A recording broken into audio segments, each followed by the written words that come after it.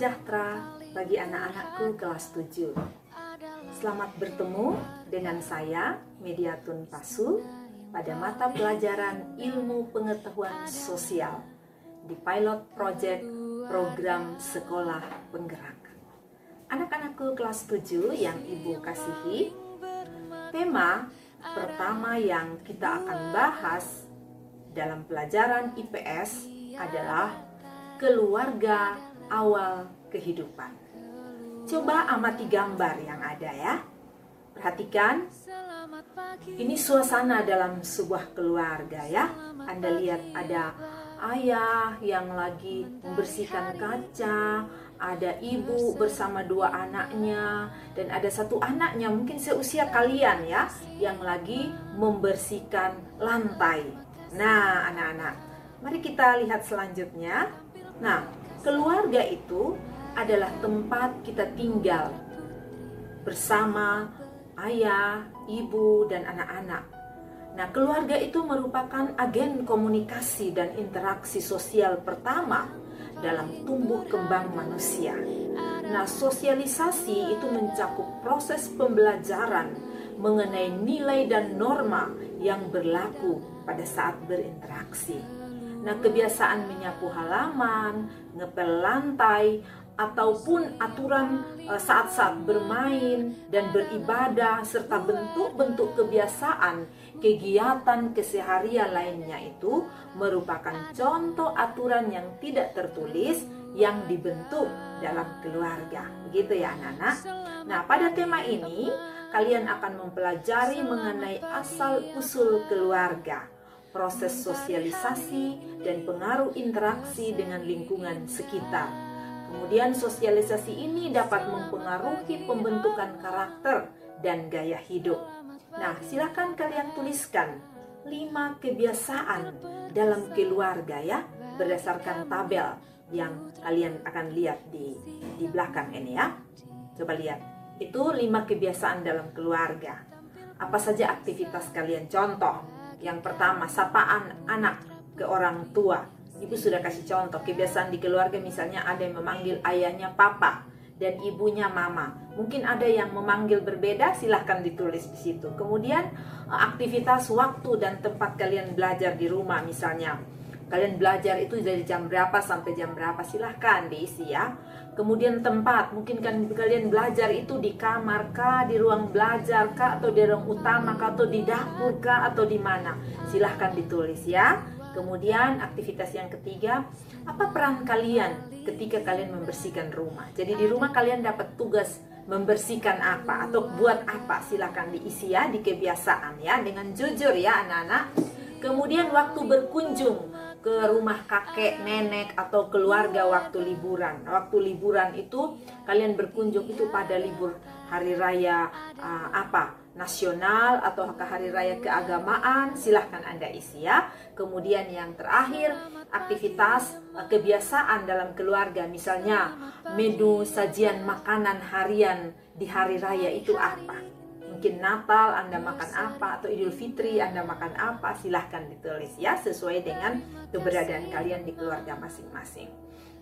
Anak-anak sekalian, tujuan dalam indikator capaian pembelajaran itu setelah melakukan pembelajaran, peserta didik diharapkan mampu mendeskripsikan sejarah asal-usul keluarga, menjelaskan interaksi antar wilayah, menguraikan proses sosialisasi di lingkungan keluarga dan masyarakat, dan menganalisis pengaruh keluarga dan masyarakat terhadap pembentukan karakter dan gaya hidup. Begitu ya anak-anak. Nah, anak-anak sekalian, keberadaan diri dan keluarga, setiap keluarga itu merupakan lingkungan pertama dan terdekat bagi sebagian besar kehidupan kita ya.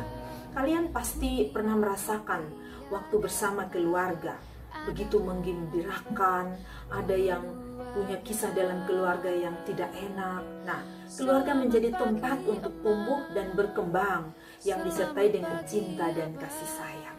Nah, kalian patut bersyukur ya, hingga saat ini bisa bersama keluarga. Bagi sebagian teman-teman kalian, mungkin ada juga yang belum mengetahui keluarga inti mereka. Nah, apakah kalian mengetahui dari mana silsilah keluarga kalian berasal? Nah, silahkan kalian coba tuliskan silsilah keluarga ya. Seperti ibu sudah siapkan bagan. Kalian kelak akan menjadi orang tua, jadi kakek, jadi nenek ya. Nah, oleh karena itu coba kalian isi sesuai dengan bagan yang ada di layar ini. Silsilah keluarga, mungkin tuliskan nama kakekmu, nenekmu, dari ayahmu ya. Nah, kemudian tuliskan kakek nenek dari ibumu. Lalu kalian berapa bersaudara, begitu ya. Silahkan diisi bagannya. Bisa ya anak-anak? Oke, kita lanjut ya. Nah, orang tua kita itu mempunyai cerita hidup masing-masing. Situasi masa lalu yang dialami oleh orang tua itu dapat menjadi pelajaran berharga untuk kehidupan kalian saat ini. Nah, silsilah keluarga itu merupakan cerminan dari sejarah. Nah, kata sejarah itu berasal dari kata syajarah yang bermakna pohon. Nah, silsilah keluarga yang kalian gambarkan sebelumnya dalam bagan itu seperti pohon yang akan terus tumbuh dan berkembang melalui lintasan waktu dan berbagai peristiwa. Nah, peristiwa keluarga yang terjadi di masa lalu itu dapat diamati pada masa sekarang dengan melihat jejak-jejaknya seperti kebiasaan, norma, dan benda-benda peninggalan yang dapat menjadi pedoman untuk hidup kalian saat ini. Nah, anak-anak sekalian, pengetahuan tentang silsilah keluarga ini itu menggambarkan keterkaitan antara manusia, waktu, dan ruang sebagai unsur-unsur sejarah. Nah, kalian dapat merasakan capaian kesuksesan para pendahulu atau unsur manusia pada masa lalu. Itu bicara tentang unsur waktu. Dalam kehidupan mereka masing-masing itu bicara tentang unsur ruang. Ya, peristiwa tersebut dapat mendorong kalian untuk belajar atau sukses lebih baik lagi. Melalui sejarah silsilah keluarga, kalian juga dapat memberikan inspirasi atau renungan ataupun keinginan yang kelak kalian rencanakan dan perlu kalian wujudkan ya. Segala sesuatu yang terjadi pada masa lalu itu dapat menjadi landasan untuk bertindak di masa sekarang dan masa yang akan datang. Nah, berdasarkan kejadian tersebut, manusia merupakan pelaku sejarah yang beraktivitas pada masa lalu. Nah, unsur waktu menggambarkan periode berlangsungnya perjalanan kisah manusia. Nah, unsur ruang dalam sejarah itu berfungsi menjelaskan lokasi atau tempat di mana aktivitas manusia pada masa lampau. Nah, ruang ini merupakan tempat yang ada di bumi yang bisa berbentuk perairan di darat maupun laut, daratan permukaan maupun dalam bumi yang mempengaruhi kehidupan. Nah, berbagai makhluk hidup di bumi menjadi bagian dari ruang. Anak-anak sekalian, ada lagi satu aktivitas individu yang perlu kalian lakukan, yaitu coba kalian tanya kepada kakek, nenek, atau orang tua, atau kakak kalian mengenai bagaimana cerita hidup yang paling menyenangkan semasa hidup yang mereka masih ingat. Kemudian kalian bisa tuliskan hasilnya ya. Kemudian bisa menjelaskan kehidupan masa lalu dari kenangan orang tua yang kalian wawancarai mengenai kisah hidupnya. Dan mengapa hal itu bisa menjadi kisah yang menyenangkan. Kemudian yang terakhir, coba kalian refleksikan ya. Refleksikan kenangan masa lalu dari orang yang kalian tanyakan, dan silakan tulis juga benda apa yang menjadi bukti dari kenangan tersebut. Begitu ya anak-anak. Nah, sekarang kita masuk pada mengenal lokasi tempat tinggal. Nah, anak-anak sekalian, kita tinggal di NTT, Provinsi Nusa Tenggara Timur. Kalian bisa lihat petanya ya. Provinsi Nusa Tenggara Timur, kita ada di Kupang, di kota Kupang. Nah, seperti yang ada di peta ya. Nah, kita lanjut. Lokasi itu merupakan tempat atau objek atau letak objek di permukaan bumi. Nah, lokasi dibedakan menjadi lokasi absolut dan lokasi relatif. Lokasi absolut itu merupakan letak yang bersifat tetap terhadap sistem koordinat. Nah, contoh dari lokasi absolut yaitu misalnya Indonesia itu terletak pada 6 derajat lintang utara sampai 11 derajat lintang selatan ya, dan 95 derajat bujur timur sampai 141 derajat bujur timur. Nah, letak ini tidak akan berubah selama sistem koordinat yang digunakan sebagai dasar perhitungan masih menggunakan garis ekuator dan meridian, yaitu Greenwich.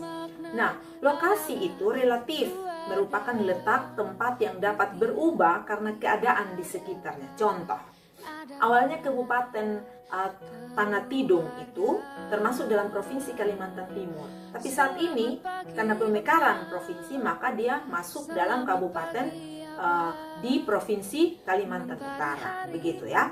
Atau kita kasih contoh di NTT. Dulu kalau kita pergi ke Timor Leste itu mudah, kita langsung pergi saja karena kita berbatasan langsung. Tapi karena mereka sudah merdeka, sekarang mereka dihitung sebagai luar negeri. Jadi kita pergi kita harus urus paspor, begitu. Jadi sudah mereka tidak, Timor Leste tidak termasuk dalam provinsi, salah satu provinsi Indonesia, tapi dia sudah negara sendiri, seperti itu ya.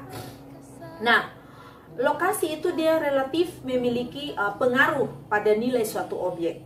Nah, misalnya kalau lokasi di dekat jalan raya itu punya harga tanah yang lebih mahal, tapi kurang sesuai untuk tempat tinggal karena suara bising dan itu banyak polusi udara. Nah, lokasi juga berkaitan dengan keadaan sekitar. Dia memiliki kelebihan dan kekurangan, begitu ya anak-anak. Nah, coba kalian perhatikan bacaan ini, coba kalian baca ya. Silahkan masing-masing baca. Itu judulnya harga tanah di Sedayu Bantul juga melejit gara-gara bandara baru. Nah, setelah kalian baca, coba kalian jawab pertanyaan-pertanyaan ini ya. Oke? Ya, kita lanjut ya.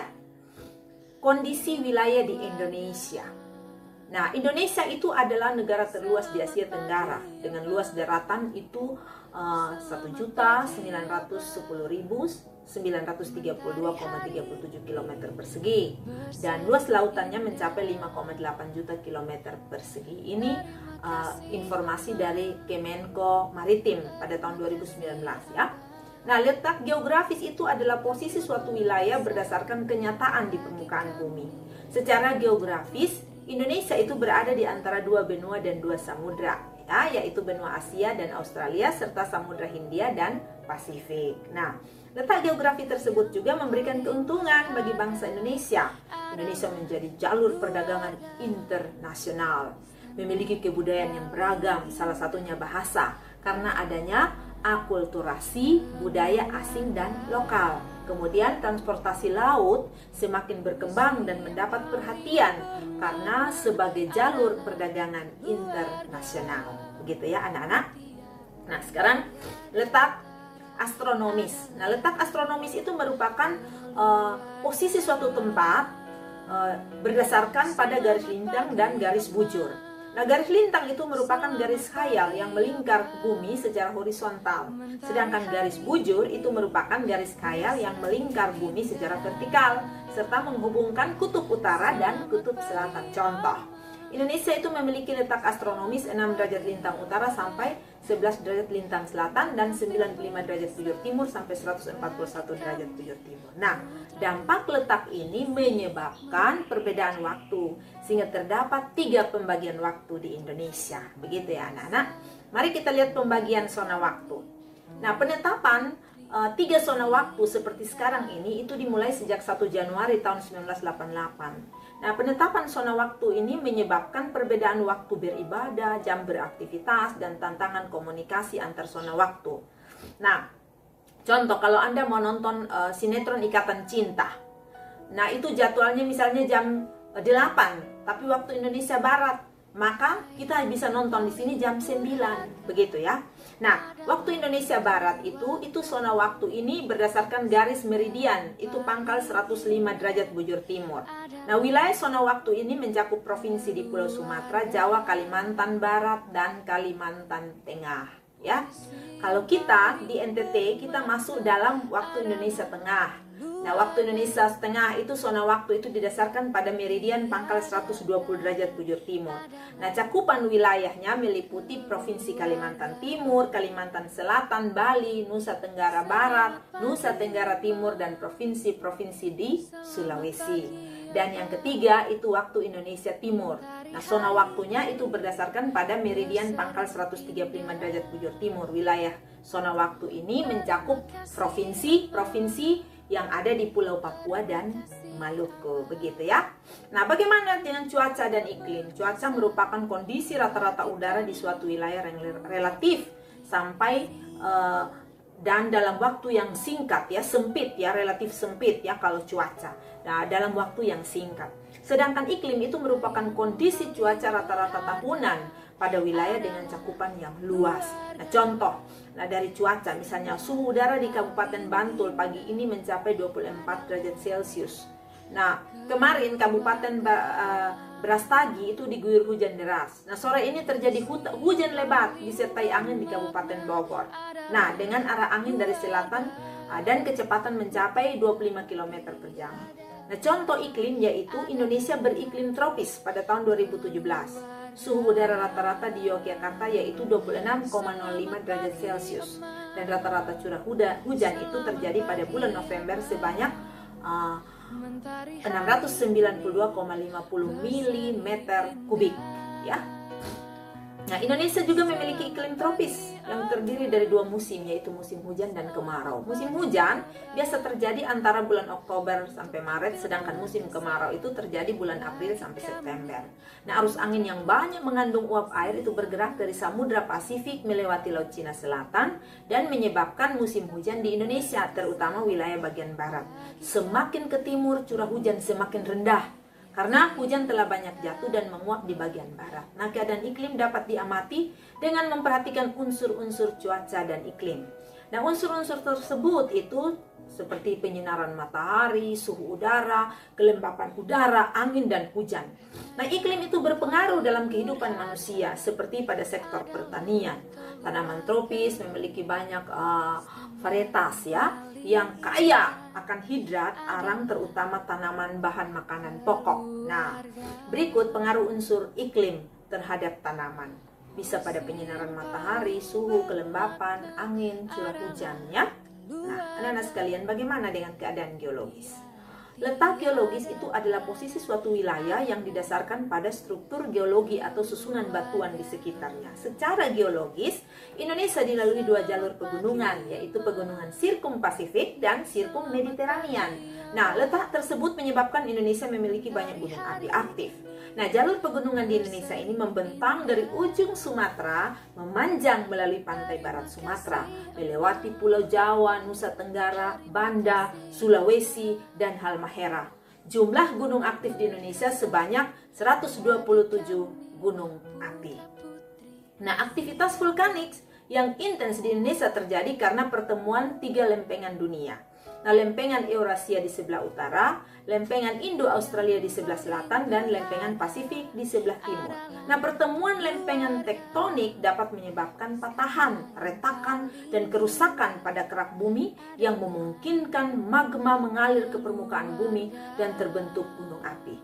Nah, aktivitas ketiga lempeng tersebut juga membuat Indonesia menjadi wilayah rawan terjadi gempa bumi.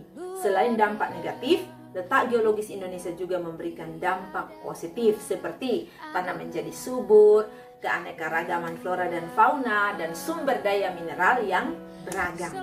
Nah, pemahaman lokasi melalui peta. Anak-anak sekalian, peta itu merupakan gambaran permukaan bumi yang diperkecil dalam bidang datar menggunakan skala tertentu. Peta sebagai penyajian garis bentuk ruang dan hubungan ke ruangan sebagai perwujudan yang diwakili. Pembuatan peta memerlukan pengetahuan khusus mengenai penggambaran permukaan bumi yang biasa disebut ilmu kartografi, dan orang yang ahli membuat peta dinamakan kartografer. Yang kita lihat komponen peta itu ada judul peta, ada skala peta. Kita lanjut ya. Nah, bagaimana dengan skala peta? Kita lihat. Nah, skala peta itu contoh. Ini contoh di layar ini ya. Anda lihat jarak inci di peta sesuai jumlah mil di lapangan ya. Nah, lihat garis ini ya. Itu artinya skala di atas itu bahwa menyatakan bahwa 1 cm pada peta itu mewakili 2 km pada jarak sebenarnya. Mari kita lihat perhitungannya. Perhitungannya seperti ini. 1 cm pada peta mewakili 2 km pada jarak sebenarnya. Perhitungan ini mari kita lihat rumus, membandingkan jarak di peta dengan jarak sebenarnya. Skala sama dengan jarak di peta bagi jarak sebenarnya. Contoh, jarak di lapangan Provinsi A dengan Provinsi C adalah 30 km. Sedangkan jarak di peta 50 cm. Tentukan skalanya. Anda lihat, menentukan skala itu 50 cm dibagi 30 km. Jadi itu 50 cm di 50 cm dibagi kilometer dihentar ke cm. Jadi 3 juta cm. Maka sama dengan 1 cm per 60.000 km. Ya, jadi skala petanya adalah 1 berbanding 60.000. Begitu ya. Nah, bagaimana membandingkan dengan peta lain yang telah diketahui skalanya? Misalnya P2. P2 itu jarak pada peta yang belum ada skalanya. Sedangkan D1 itu jarak pada peta yang sudah ada skalanya. D2 itu adalah jarak pada peta yang belum ada skalanya. Dan P1 itu adalah penyebut skala peta yang telah diketahui dengan rumus P2 sama dengan D1 bagi D2 kali P1. Begitu ya. Contohnya Anda bisa lihat ya di layar ya. Nah, berdasarkan jarak dalam dua peta itu, tentukan skala peta A ya, karena sudah diketahui ya jarak antara A dengan B 2 cm berapa skalanya. Nah, skalanya kita bisa lihat, skalanya adalah hasilnya adalah 8 juta. Begitu ya anak-anak. Oke, kita lanjut. Simbol pada peta itu mewakili objek sebenarnya di lapangan. Nah, jenis-jenis simbol di peta itu ada simbol titik, simbol garis, dan simbol area. Begitu. Ada warna peta. Warna peta itu menggambarkan kenampakan yang ada di peta. Nah, warna yang biasa digunakan di peta itu menggambarkan berbagai kenampakan dalam peta. Jadi ada warna biru, itu perairan atau daerah dingin. Kuning itu gurun, dataran tinggi. Vegetasi yang kering. Kalau hijau, hutan, dataran rendah. Kalau coklat itu daerah perbukitan atau kontur ya.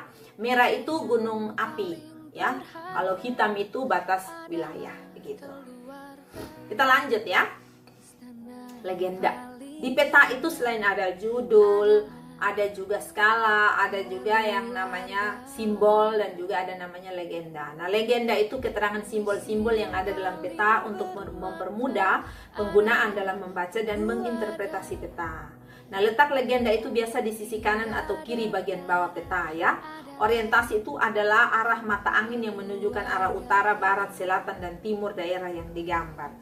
Nah, sumber dan tahun pembuatan peta itu Anda bisa dapat informasi kapan peta ini dibuat. Begitu ya.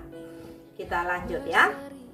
Apa fungsi peta? Pembuatan peta itu ditujukan untuk mempermudah pengguna dalam mencari informasi. Nah, informasi yang didapat ini bisa digunakan sebagai landasan pengambilan keputusan. Nah, fungsi peta itu memperlihatkan letak suatu tempat dengan tempat lain di muka bumi, menunjukkan ukuran suatu objek seperti jarak dan luas daerah, kemudian menampilkan bentuk objek di permukaan bumi, misalnya bentuk benua dan negara, kemudian menyajikan data mengenai potensi suatu daerah dan memudahkan suatu pekerjaan seperti untuk perencanaan pembangunan jalan ya, itu fungsi peta. Nah, seiring perkembangan teknologi, peta tidak hanya berwujud dalam bentuk kertas tetapi dalam digital.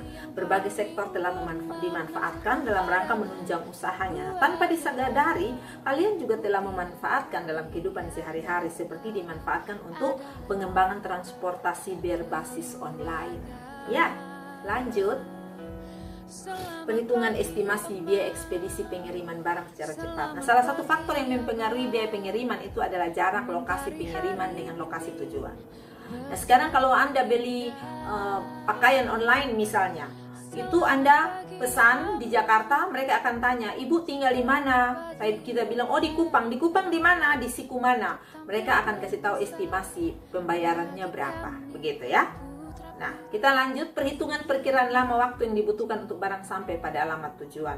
Nah, perkiraan lama waktu pengiriman ini memiliki sistem yang mirip dengan perhitungan estimasi biaya pengiriman. Data jarak, lalu lintas, dan jenis transportasi itu saling terintegrasi ya, sehingga dapat menghasilkan estimasi waktu pengiriman hingga barang dapat sampai pada alamat tujuan.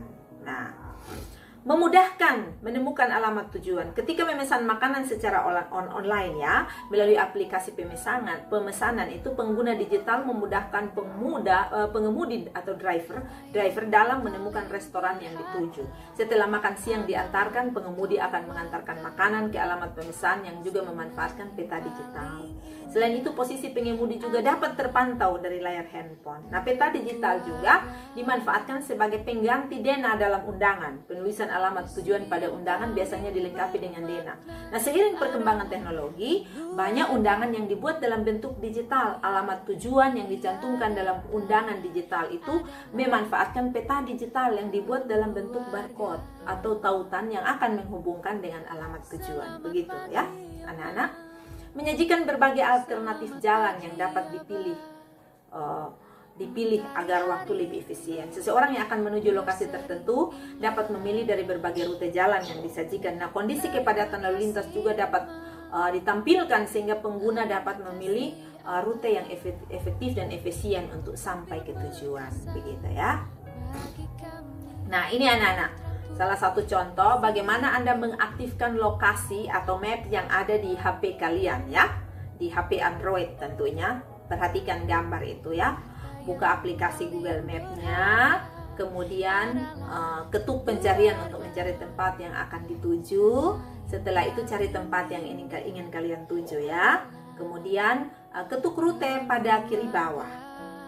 Kemudian pilih lokasi Anda saat ini. Kalau Anda di Sikumana ya pilih rute lokasinya Sikumana. Kemudian ketuk mulai untuk memulai rute. Begitu.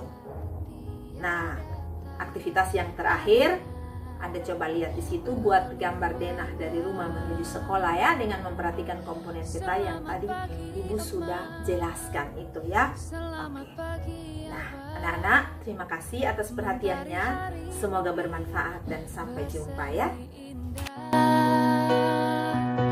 Selamat pagi, Ama. Selamat pagi.